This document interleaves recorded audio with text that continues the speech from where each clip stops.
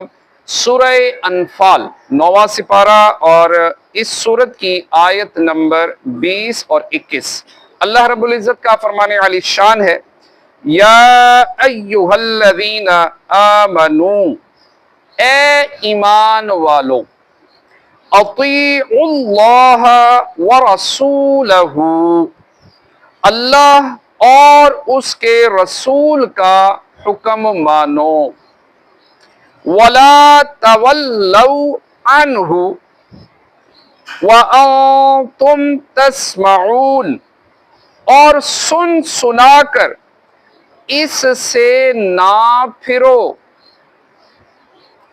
वला तकूनु कल्लज़ीना क़ालू समिअना, और उन जैसा ना होना जिन्होंने कहा हमने सुना, वहुम ला यस्माऊन, और वो नहीं सुनते।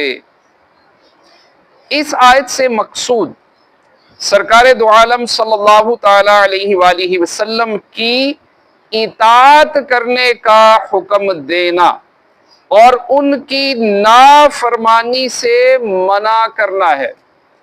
जबकि अल्लाह ताला की इताअत का जिक्र इस बात पर मुतनब्बे करने के लिए है कि रसूल खुदा सल्लल्लाहु ताला अलैहि वसल्लम की इताअत अल्लाह अज़्ज़ा व जल्ला ही की इताअत है। जैसा कि एक और मकाम पर सराहत के साथ इरशाद फरमाया, मन युतिइर रसूल, जिसने रसूल का हुक्म माना, फ़क़द अता अल्लाह, बेशक उसने अल्लाह का हुक्म माना।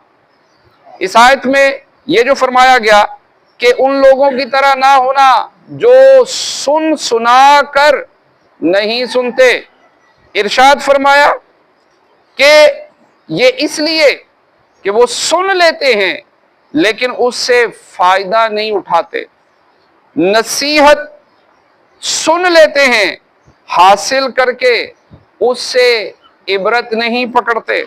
तो ये वो लोग हैं कि जो सुन तो लेते हैं लेकिन सुनने के बावजूद वो नहीं सुनते।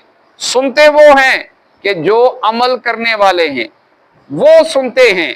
तो प्यारे इस्लामी भाइयों, ऐसे लोगों से हमें दूर रहना है कि जो सुनते हैं, अल्लाह पाक के अहकाम सुनते हैं, लेकिन उनका हाल ये है कि वो सुनते नहीं, कि बिल्कुल वो जाहिलों की तरह, कि जैसे उनको इस्लाम का पता ही नहीं, झूठ भी, धोखा भी, फ्रॉड भी और न जाने क्या क्या क्या वो अपनी जिंदगी के अंदर जुल्म ढाते हैं।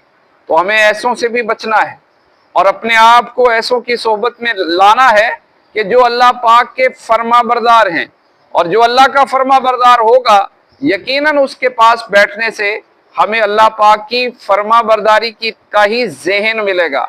तो नेकों की सोहबत दुनिया के अंदर भी फायदा देगी और नेकों का साथ जन्नत में भी इंसान को जरूर उस बंदे को मिलेगा कि जो इंसान दुनिया के अंदर नेकों की सोहबत इख्तियार करेगा। तो अल्लाह पाक हमें अमल की तौफीक अता फरमाए।